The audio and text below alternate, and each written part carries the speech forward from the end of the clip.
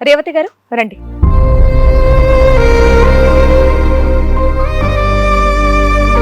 నమస్తే అమ్మా. నమస్కారం, కూర్చోండి. రేవతి గారు ఎక్కడి నుంచి వస్తున్నారండి? రాజమండ్రి నుంచి వస్తున్నాం. మీకు పెళ్ళయిందా? లేదండి, అవ్వలేదండి. దేనికంటే దేనికి సంబంధించి వచ్చారు ఇక్కడికి మీరు? నా తల్లి చేసిన సమస్య వల్ల ఇక్కడికి రావాల్సి వచ్చిందండి. కొంచెం గట్టిగా మాట్లాడండి మేడం. మీ నా తల్లి చేసిన సమస్య వల్ల నేను ఇక్కడ రావాల్సి వచ్చిందండి. మీ అమ్మ గురించి ఇబ్బంది పడుతూ మీరు ఇక్కడ చెప్పుకోవడానికి వచ్చారా? తల్లి గురించి? అవునండి. మీరు ఏం చేస్తూ ఉంటారు? చదువుకుంటున్నారా? నేను చదువుకున్నానండి, డిగ్రీ వరకు చదివాను. నా ప్రైవేట్ కింద జాబ్ చేస్తున్నాను నేను. ఓకే. మా నాన్నగారు చిన్నప్పుడే చనిపోయారండి. ఓకే. ఆయన సమస్య వల్ల చనిపోయారు.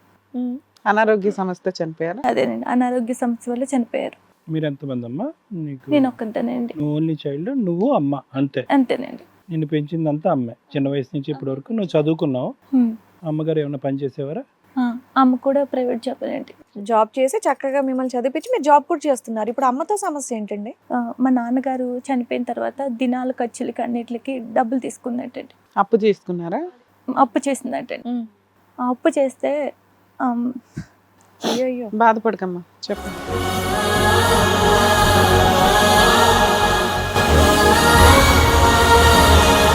ఆ ప్రైవేట్ కంపెనీలో అతను ఉంటాడు కదండి, ఆఫీసర్ ఉంటారు కదా. ఎక్కడమ్మా ఆఫీసర్? మా అమ్మ జాబ్ చేసిన కంపెనీలో మేనేజర్. సారీ అండి, నాకు చెప్పడానికి కూడా నాకే అసహ్యం వేస్తుంది. కన్న తల్లి ఇలా చేసిందండి, నేనే ఊహించలేకపోతున్నాను. కడుపుని పుట్టిన బిడ్డని ఇంతలా చేసిందండి ఆమె. ఆ అప్పు చేసినందుకు తన శరీరాన్ని అతనికి ఇచ్చేసిందండి. ఏది నాన్నగారు దహనకాండ అప్పుడు చేసినటువంటి అప్పుని తీర్చడం కోసం ఆమె అలా చేసింది. అతను లొంగ తీసుకున్నాడు. అప్పటికి మీ వయసు ఎంత అమ్మా? ఎన్ని సంవత్సరాల క్రితం చనిపోయారు మీ నాన్నగారు? నీ వయసు ఎంత అప్పుడు? 19 సంవత్సరాలు నాకు అప్పటికి. Okay. అప్పటికి నాన్నగారు చనిపోయారు. ఎన్ని సంవత్సరాల క్రితం? 5-6 years బ్యాక్ ఎట్లా? ఒక 6 సంవత్సరాల క్రితం అండి ఇలా ఇది జరిగింది. సో మీకు ఎట్లా తెలిసింది ఇట్లా అమ్మ అక్రమ సంబంధం పెట్టుకుంది అని? అంటే వాళ్ళు వీళ్ళు చెప్తే విన్నారా, మీరు ఎప్పుడైనా చూసారా? అమ్మే స్వయంగా చేపించిందండి, దానివల్లే నాకు తెలిసింది. అంతకుముందు నాకు ఏం తెలియదు అసలు. అమ్మ చేపించడం ఏంటి? మీరేం చెప్తున్నారు నిజంగా అర్థం కావట్లేదు. ఓకే, నేను క్లియర్ గా చెప్తానండి. ఆమె వేరే అతనితో అవును చేసింది ఆ పని. ఎవరైతే నాన్నగారికి దహనకాండ గురించి అప్పు ఇచ్చినటువంటి వ్యక్తితో ఆవిడ శారీరకంగా కలిసింది. ఓకే. ఒక్కరోజు నా ఫోటో మా మమ్మీ ఫోన్ లో చూసాడంట అతను. మమ్మీ ఫోన్ లో చూస్తే నాకు ఈ అమ్మాయి కూడా కావాలని అన్నాడటండి. ఏంటి ఇదంతా తీసుకున్న అప్పుకి ఎంత అప్పు అమ్మ అది? ఇద్దరు ఆడవాళ్ళు లొంగిపోయేంత అప్పు ఏముంది? ఎన్ని లక్షలు? దహనకాండకి ఎన్ని లక్షలు అయిపోతుంది? ₹1,00,000 తీసుకుందంటండి. ₹1,00,000కి మీ ఇద్దరు కావాలన్నాడు, మీ అమ్మ ఓకే అందా?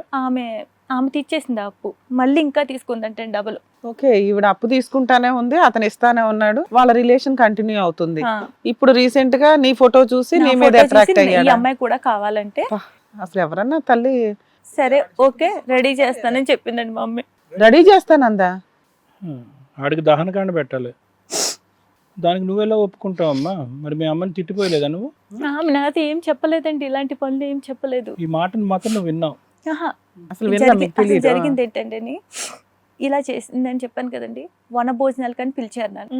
సరే అని నేను మమ్మీ కార్లో వెళ్ళాం. స్టాఫ్ వాళ్ళందరూ వెనకాల వస్తున్నారని చెప్పారు.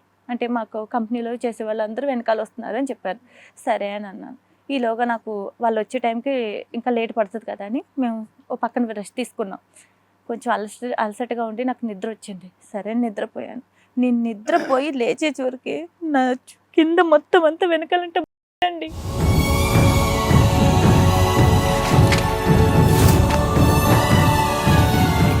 నేను ఇలా లెగుద్దామని చూస్తే మొత్తం చేతులు కంటేసుకుంది మొత్తం. అది ఎవరిది? ఎక్కడ? నాదే మొత్తం. అంటే నేను ఓ పక్కన రెస్ట్ తీసుకున్నాను కదండి, నిద్రపోయి లేచాను. నేను నిద్రపోయి లేచిన తర్వాత నా వీపు వెనకాల మొత్తం అంతా బ్లడ్ ఉంది.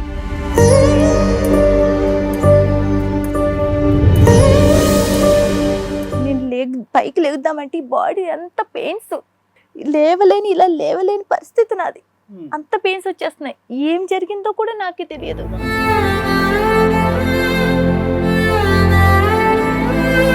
ఇదంతా వనభోజనం జరిగినటువంటి రోజు రాత్రి అమ్మ ఇదంతా? అదేనండి, ఆ రోజు రాత్రి. అవునండి. అంటే వనభోజనమే కాకుండా ఒక రాత్రి కూడా మీరు అందరూ అక్కడ ఉన్నారు? అవునండి, రిసార్ట్ లాంటి ప్లేస్ లో. అవునండి. మీ అమ్మగారు కూడా ఉన్నారమ్మా అక్కడ? మా అమ్మగారే నన్ను తీసుకెళ్ళింది, ఆమె తీసుకెళ్ళింది నన్ను. నీతో పాటు రూమ్ ఎవరు షేర్ చేసుకున్నారమ్మా ఆ రోజు? ఎవరైనా ఉన్నారా నీ పక్కన కానీ దగ్గరలో కానీ? మా అమ్మగారు చేసే ఆఫీసు, ఆ మేనేజర్ అతనే, నేను. మీరు అందరూ ఒకే రూమ్ లో పడుకున్నారా? అక్కడే ఉన్నామండి. మొత్తం లేచి చూస్తే మొత్తం బాడీ అంతా పెయిన్స్ వచ్చేస్తున్నాయి. ఎప్పుడు ఎంతకాలం అయిందమ్మా ఇది జరిగి? ఏంటండి ఇది జరిగి ఎంతకాలం అయింది? 6 months, 1 year, 2 years? ఎప్పుడు జరిగింది ఇది? 6 months అయింది. నువ్వు అప్పుడు ఏమైనా తాగేవమ్మా? అంటే డ్రింక్ చేయటం కానీ అవి ఏమైనా చేశారా? అంత మాత్రం ఎలా ఉంటావు? నీ అంటున్నావు, నీ నాకు శరీరం నుంచి ఒక వచ్చిన కూల్ డ్రింక్ ఇచ్చారండి, ఆ కూల్ డ్రింక్ తాగాను. కూల్ డ్రింక్ తాగే లోపలికి నాకు కళ్ళు తిరిగినట్టు అనిపించింది. సరే కళ్ళు తిరుగుతున్నాయి కదా అని నేను లైట్గా ఇలా నిద్రపోయాను. నిద్ర పట్టేసింది నాకు. లేచి చూసే లోపలికి నాకు ఇలా అయిపోయింది మొత్తం. ఎవరైనా ఉన్నారా నీ పక్కన నువ్వు లేసేటప్పటికి? నేను లేచి లోపలికి మా మమ్మీ జాబ్ చేసే మేనేజర్ అలా వెళ్తుంటుంటే నన్ను చూసి అలాగే ఉండు అని వెళ్ళిపోయాడు అతను. మీ సొంత అమ్మేనా నీకు? నా సొంత మమ్మీ అని ఎవరు చెప్పారు నీకు మీ అమ్మ అని? ఆవిడ మీ అమ్మని ఎవరు చెప్పారు? ఆవిడే చెప్పిందా? జనాలు కూడా చెప్తున్నారా? చిన్నప్పటి నుంచి చూస్తున్నాను కదండి, మమ్మీ అనుకోక ఏమనుకోవాలండి, మా మమ్మీయే కదండి. అంటే మనిషిగా పుట్టిన ఏ స్త్రీ అయినా, అందులోనూ అమ్మ పాత్రలో ఉన్న ఆవిడ, సొంత అమ్మ కాకపోయినా కూడా ఇంత దరిద్రమైన పని చెయ్యరు. అంత హీనంగా ఒక మనిషిగా ఆవిడ పనికిరాదు, ఒక స్త్రీగా అసలు పనికిరాదు. అమ్మ అనే మాటకి సెట్ కాదని నా ఉద్దేశం.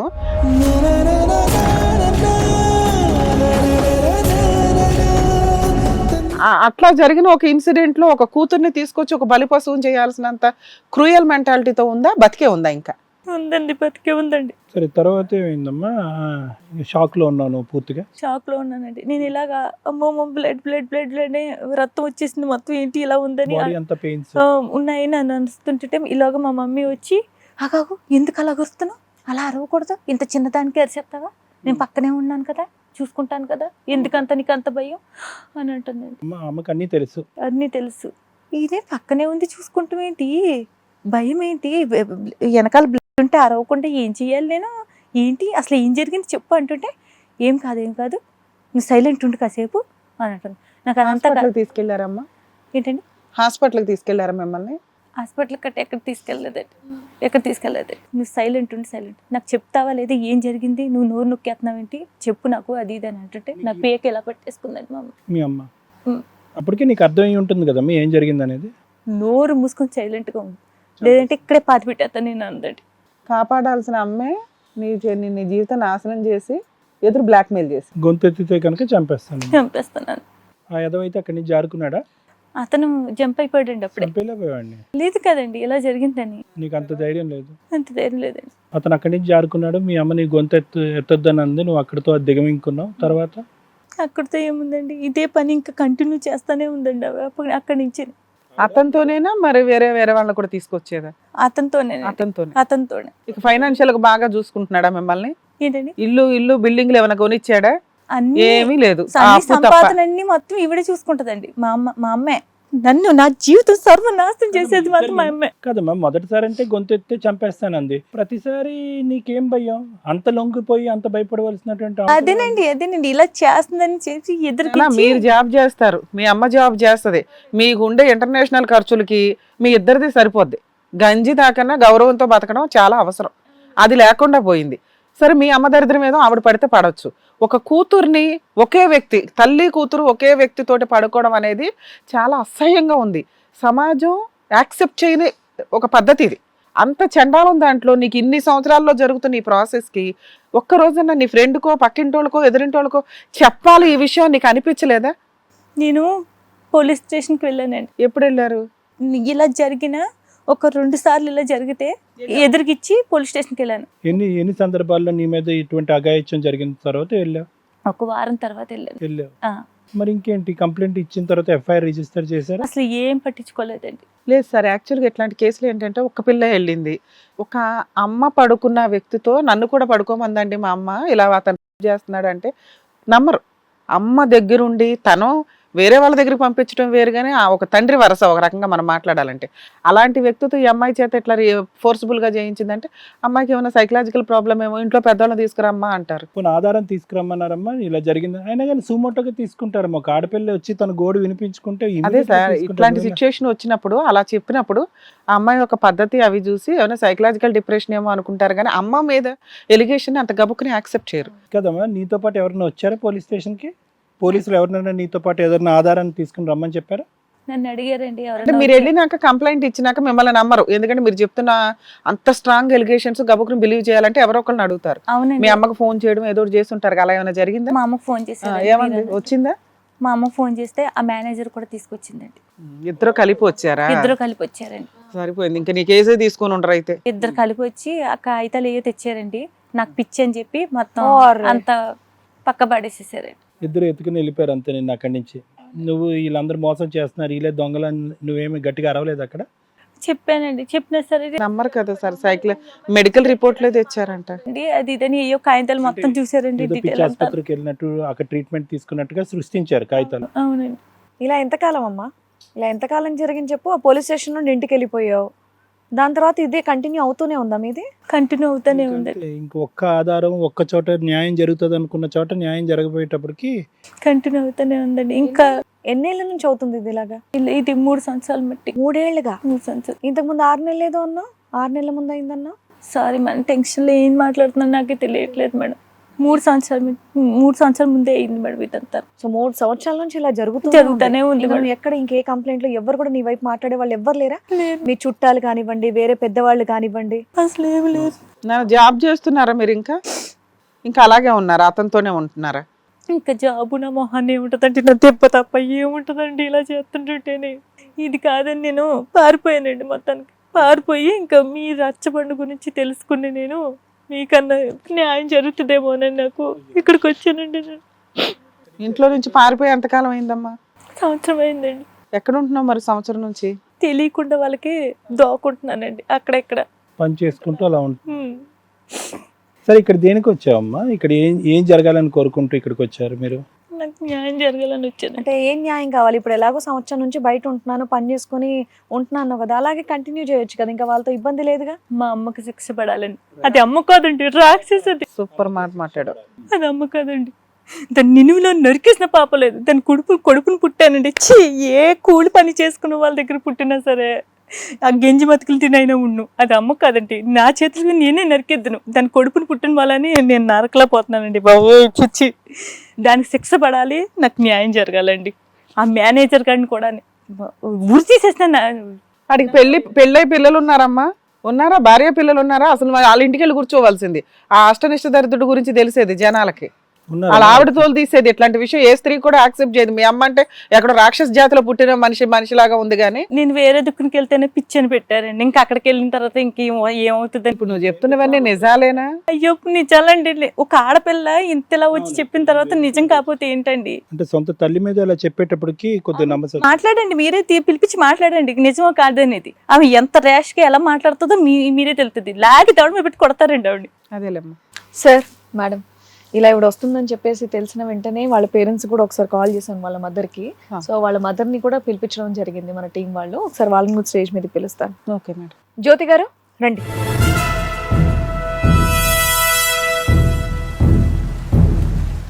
ఏమైంది? నేను ఎంత బాగా చూసుకున్నాను, ఎందుకు ఇలా చేస్తున్నావు? నీకేం కావాలో నాకు కొని పెట్టాను కదా, ఎందుకు నువ్వు పరువు తీస్తున్నా? ఇంటికి వెళ్ళిపోదాం రా. చెయ్యి కలా చెయ్యకు.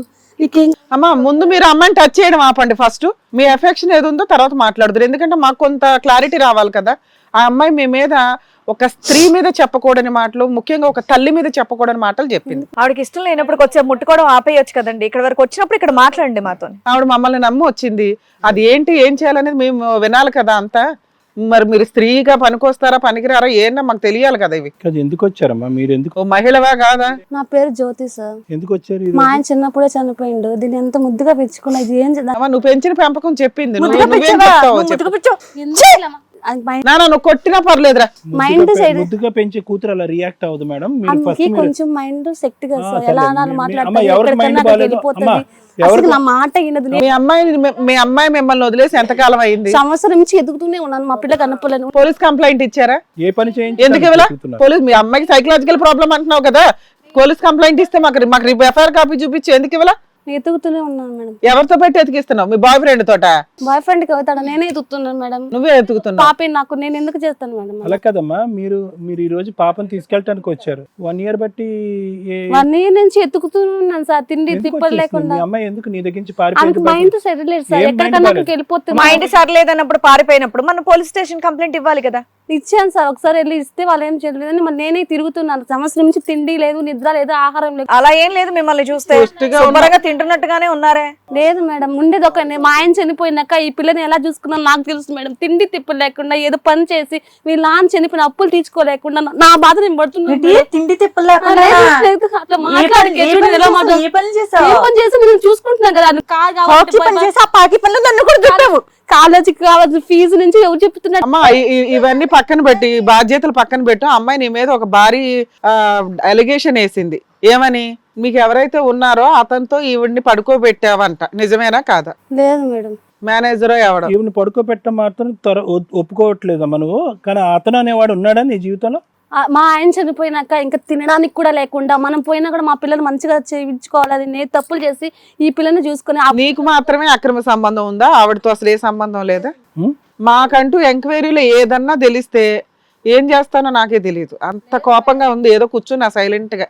ఒక రోజు ఏదన్నా ఒక పిక్నిక్ ఎక్కడికో తీసుకెళ్ళినప్పుడు అందరూ ఒకే చాట పడుకున్నప్పుడు రక్తస్రావంలో మీ అమ్మాయి పడుకుని ఉందంట. అసలు అది మైండ్ సెట్ లేకుండా ఏదేదో ఏం మాట్లాడుతున్నావమ్మా? కాలేజ్ చదివించానన్నావు కదా, డిగ్రీ చేసింది నువ్వే కదా అన్నావు ఇందాక. చేసాక మైండ్ ఎవరినో లవ్ చేసినాక మైండ్ సెట్ లేకుండా అమ్మా, mental ఇతన్ని attack నువ్వు పెళ్లి చేసుకున్నావా అతన్ని?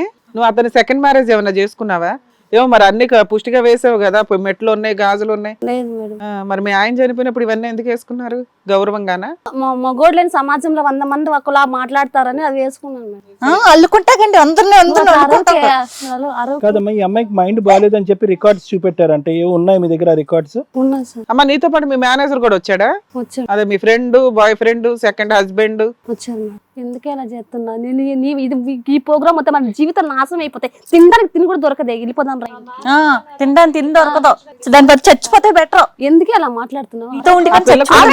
చాలా కరెక్ట్ గా మాట్లాడుతుంది. ప్రాబ్లం ఉందో లేదో తర్వాత సంగతి గానీ, ఒకవేళ ఆ పిల్ల చెప్పిన వాటిలో కనీసం ఒక్క పాయింట్ నిజం ఉన్నా గానీ నిన్న ఇక్కడ నుంచి కదలనివ్వను. నేను ఎందుకు చేస్తాను మేడం అలా?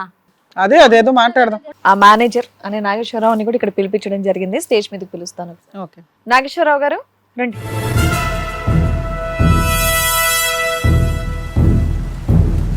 సరే, ఎట్లాంటి వాళ్ళు ఇక్కడికి వచ్చినా గానీ నమస్కారానికి ప్రతి నమస్కారం చేస్తాం, మాకు అది మర్యాద. ఈ కేసు చాలా అసహ్యంగాను, మానవ సంబంధాలకు మనిషి అనే వ్యక్తి పనికి రాకుండా ఇద్దరు కూర్చున్నారని నా ఫీలింగ్. వయసులో చాలా పెద్దవాళ్ళ ఉన్నారు. ఏం చేస్తూ ఉంటారు మీరు?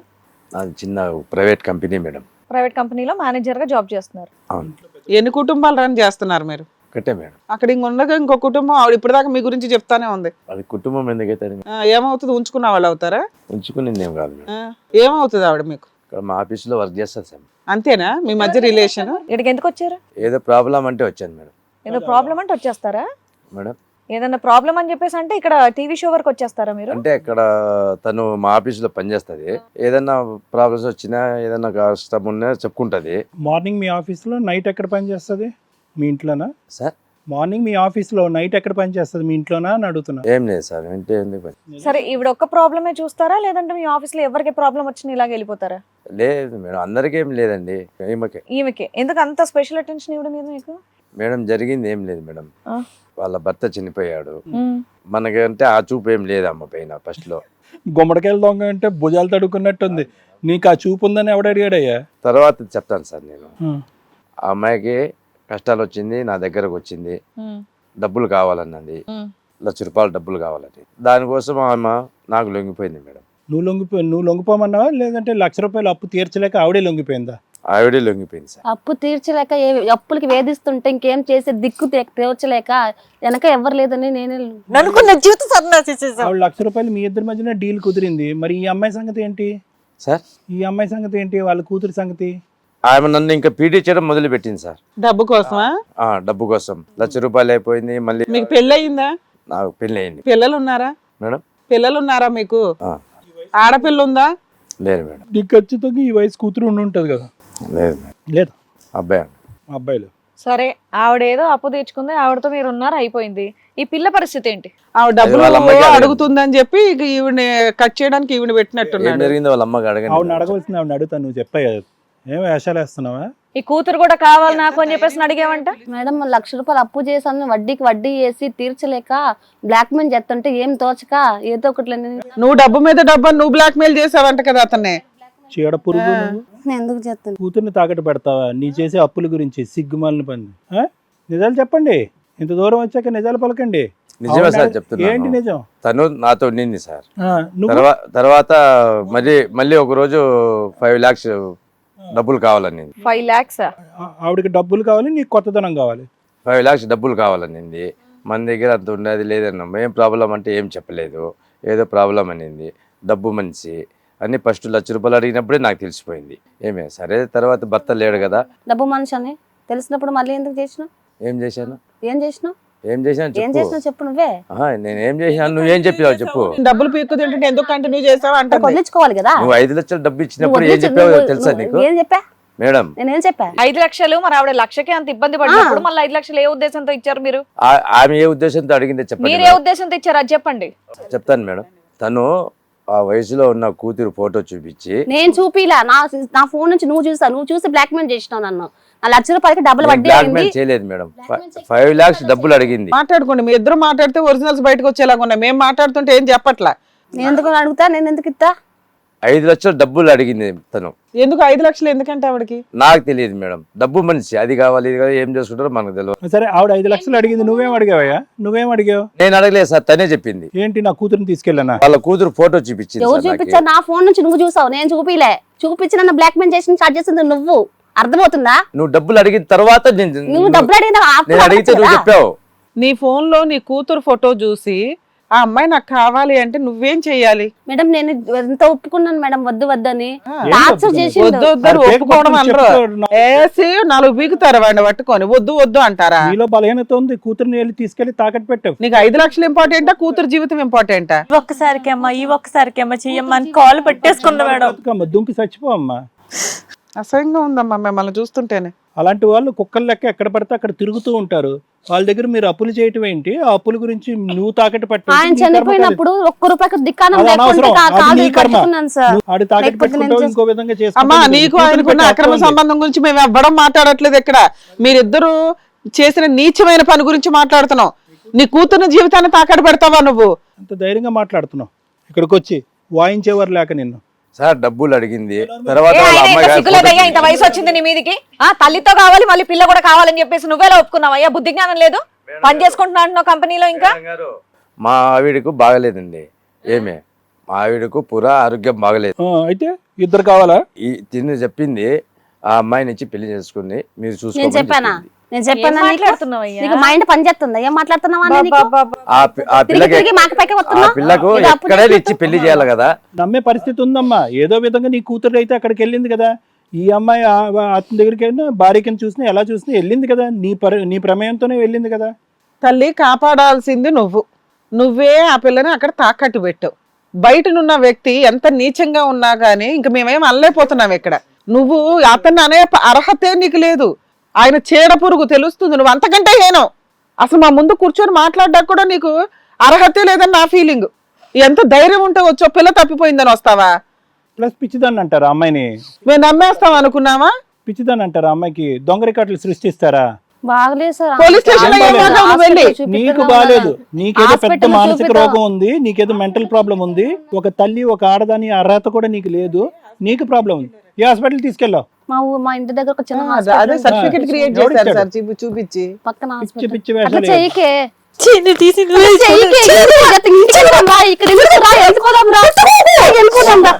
ఆ అమ్మాయిని పట్టుకునే హక్కు నీకు లేదు.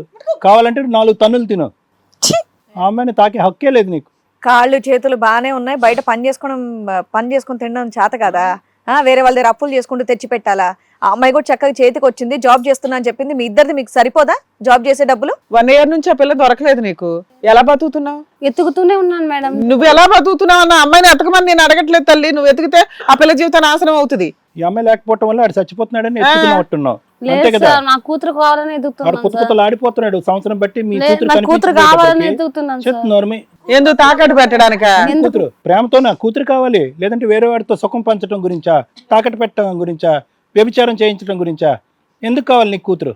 సిగ్గులేని తల్లి. బా, కన్న కూతురు తల్లిని అసహించుకుంటుందంటే ఇంకా నువ్వు దూకి చచ్చిపోవచ్చు ఎక్కడన్నా తెలుసా? వాడి గురించి ఎతుకుతున్నావు నువ్వు సంవత్సరం బట్టి, నీ కూతురు మీద ఉండే ప్రేమ గురించి కాదు. ఏమ్మా ఏ రోజు ఎక్కడికో తీసుకెళ్లారంట, ఆ నైట్ అబ్బాయితో బలవంతంగా అమ్మాయికి బ్లడ్ కూడా బయటకు వచ్చిందంట, అయినా గానీ నీకు అసలు బుద్ధే రాలేదా? హాస్పిటల్ కూడా తీసుకెళ్లాలా? ఆ సీన్ జరిగిందా జరగలేదా అది చెప్పు ఫస్ట్. జరగలేదు మేడం. మాట్లాడుకో. ఇప్పుడు వరకు అన్ని ఒప్పుకున్నావు, ఒక ఎత్తు ఇప్పుడు ఒకటి. కొడితే గోప పగిలిపోద్దాం మళ్ళీ నీకు. కుక్కను గుట్టినట్టు కొడతాను నిన్ను. నా పేరు చెప్పు 4 అయినా సైకలాజికల్ ప్రాబ్లం అని తోసిపడేయచ్చు. పిచ్చి పిచ్చి వేషాలు వేస్తున్నావా? ఇక్కడ వరకు వచ్చిన తర్వాత సగం ఒప్పుకున్న తర్వాత మిగతా ఆ రోజు ఆ సంఘటన జరగలేదని రేప్ చేయిస్తావా కూతుర్ని?